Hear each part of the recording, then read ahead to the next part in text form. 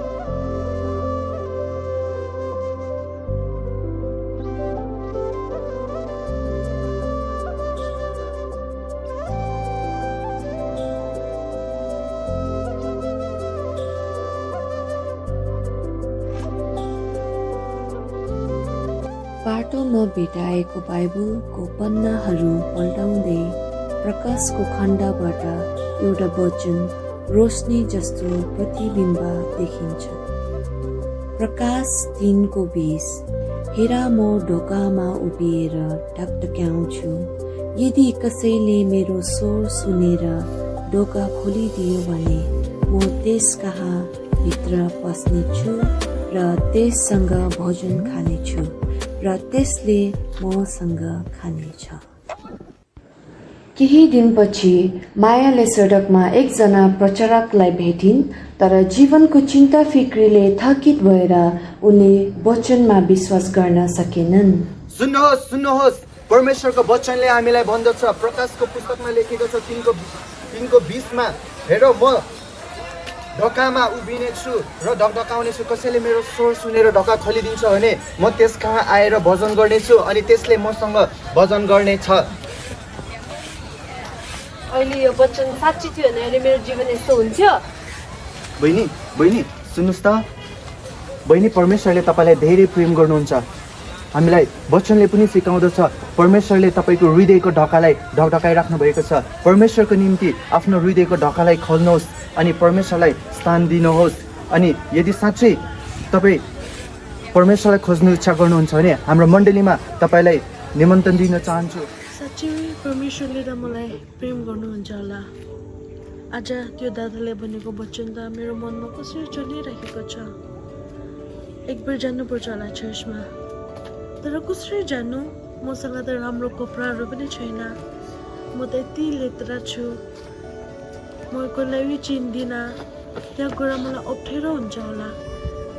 तर के गर्ने, एकपल्ट जानु त मन थियो, अब भोलि हेर्छु कस्तो हुन्छ, टाइम पायो भने त जान्छु।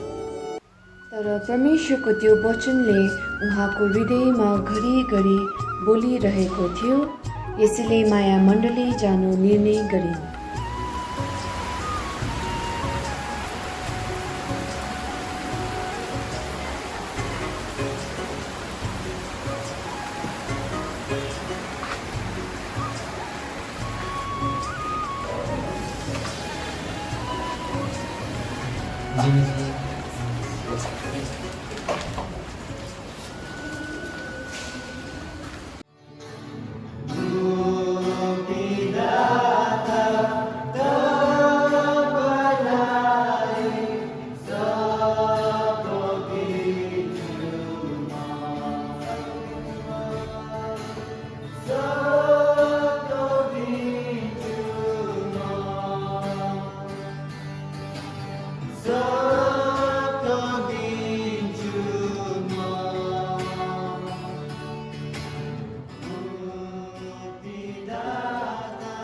यसरी नै मायाको जीवनमा परमेश्वरलाई पहिलो प्रथममा राख्दै उहाँको जीवन परिवर्तन हुन सके।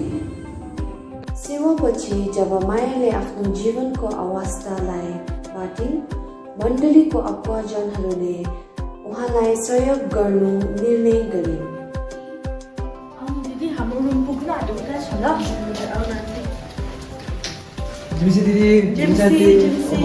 आन्टीको लागि सोचेका छन्।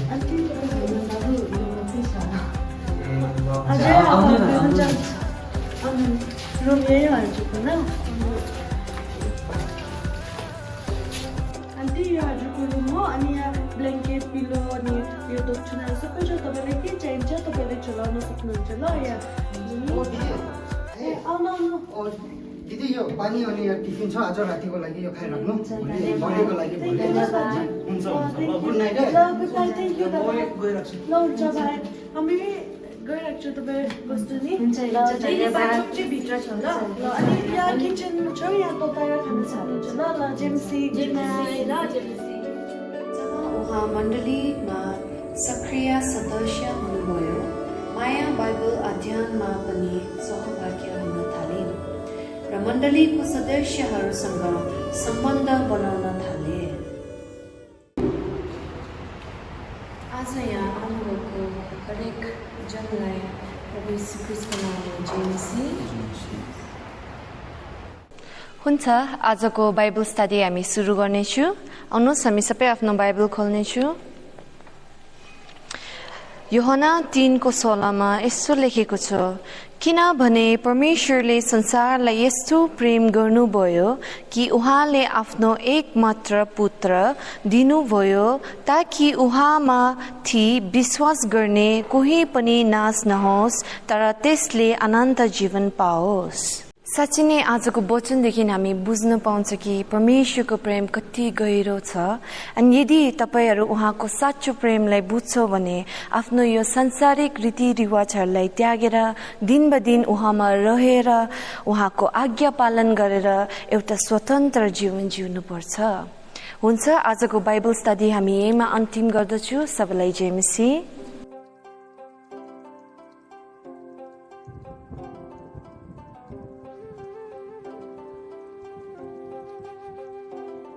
जय मसी। हजुरको नाम के हुनुहुन्छ? मेरो नाम माया। ए कहाँदेखि हो? म चाहिँ धादिङदेखि। म पनि चौथारादेखि नै हो नि। ए हजुर पनि त्यतादेखि नै हुनुहुन्छ? ए यसै कुरा। तपाईँलाई त न्याय देख्नु भएको त। जय मसी। तपाईँले कहाँ बस्नुहुन्छ नि? म चाहिँ यहाँ धादिङतिर बस्छु। हजुरलाई आजको बाइबल स्टडी कस्तो लाग्यो? आजको बाइबल स्टडी धेरै राम्रो लाग्यो। धेरै कुरा सिक्न पाएँ र परमेश्वरको माया र प्रेम कति ठुलो रहेछ भनेर आज मैले त्यो सिकेँ। अनि तपाईँलाई? मलाई आजको बाइबल स्टडी त धेरै राम्रो लाग्यो। धेरै कुरा नि सिक्न पाएँ। अनि आउँदै गर्नु ल? हुन्छ धेरै खुसी लाग्यो यहाँ आएर। हुन्छ जय मसीह।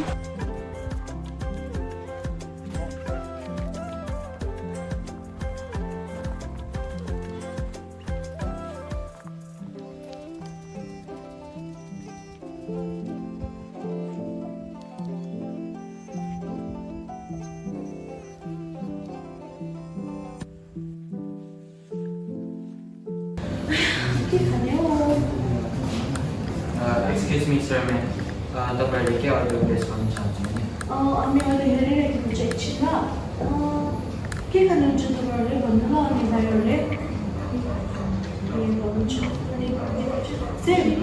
अनि हजुरहरूले चाहिँ अच्छा यसो गरिदिनु स्योर ओरेन्ज जुस नि। ओरेन्ज जुस 2टा गरिदिनु विदाउट आइस गरिदिनु ल। उनीहरूलाई वेदरको लागि नि फेरि बिमार हुन्छ। अनि हामीले चाहिँ चाइनिज हर्बल टी 3टा गरिदिनुहोस्। अनि यो ब्याग पोटेटो चिप्स छ मेन्यूमा? हजुर यो पनि गरिदिनुहोस् न 2टा। अनि स्विट क्रिमी टोस्ट गरिदिनुहोस् 2टा। तपाईँको अर्डर चाहिँ 2 orange juice without ice, 3 Chinese herbal tea, 2 baked potato chips, and 2 sweet creamy toast. Thank you.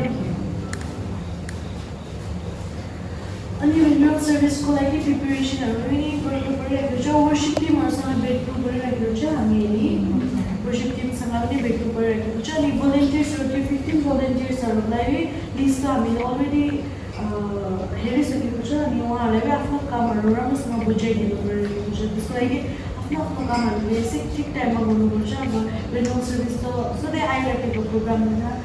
त्यसको लागि कस्तो हुनुहुन्छ? अनि तपाईँको वर्किङ इन्भाइरोमेन्टहरू राम्रै छ होला? धेरै खुसी लाग्यो तपाईँलाई देखेर। हजुर तपाईँहरू सबैजनालाई यति धन्यवाद छ नि। तपाईँहरूले गर्दा मैले राम्रो काम पनि पाएँ। फेरि सङ्गतिमा पनि धेरै अगाडि बढेँ नि मैले। त्यसको लागि तपाईँहरू सबैजनालाई धेरै धन्यवाद छ। धन्यवाद। हामीले होइन त परमेश्वरले तपाईँलाई प्रेम गरेको कारण हो। हजुर तपाईँहरू यो चिया दिइराख्नुहोस् नि। अर्को अर्डर पनि म हजुरहरूले राखिदिन्छु। Thank you.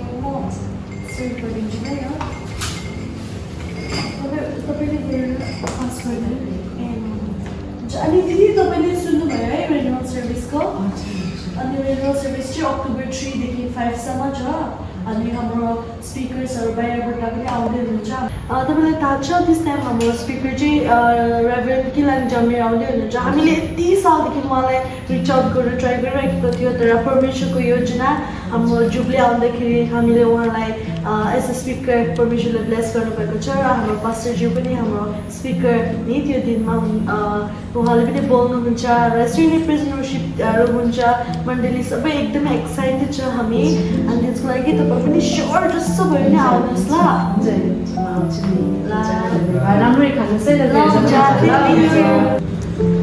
सबैलाई जेमसी नेपाली बैप्टिस्ट चर्च कोहिमाले अक्टोबर 3 देखि 5 सम्ममा स्पिरिचुअल रेन्युअल सर्भिस मण्डलीमा गरिराख्नु भएको छ। र यसरी नै परमेश्वरको वचनलाई लिएर हाम्रो डाइनामिक स्पिकर्सहरू आउँदै हुनुहुन्छ।